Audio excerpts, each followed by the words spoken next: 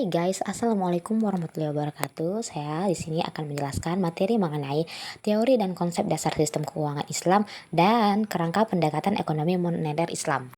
Materi yang pertama yaitu teori dan konsep dasar sistem keuangan Islam. A. Pengertian uang menurut perspektif Islam. Secara etimologi, uang dalam Islam sering disebut dengan al-naqdu atau nuqud, yang berarti sesuatu yang baik, terutama dalam bentuk dinar atau emas dan dirham atau perak. Uang dalam Islam tidak hanya dipandang sebagai alat tukar, tetapi juga sebagai sarana untuk menjaga keadilan dalam transaksi ekonomi. B. Fungsi uang berdasarkan prinsip-prinsip Islam. Fungsi utama uang dalam perspektif Islam adalah sebagai alat tukar atau medium of exchange dan satuan nilai atau unit of account. Fungsi ini bertujuan untuk mempermudah transaksi dan menjaga keadilan dalam pertukaran barang dan jasa. Berbeda dengan sistem konvensional yang juga menganggap uang sebagai penyimpanan nilai atau store of value dan standar pembayaran di masa depan atau standard of deferred payment. C. Teori uang yang berkembang dalam ekonomi Islam.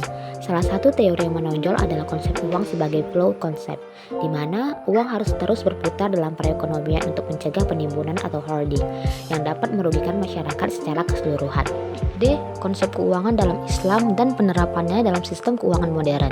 Yang pertama yaitu jual beli atau al-bai, yang kedua syirka atau perseroan, yang ketiga mudharabah atau bagi hasil, dan yang terakhir keempat yaitu ariyah atau pinjaman. Selanjutnya kita masuk ke dalam teori yang kedua, yaitu kerangka pendekatan ekonomi moneter Islam. A. Definisi kebijakan moneter Islam.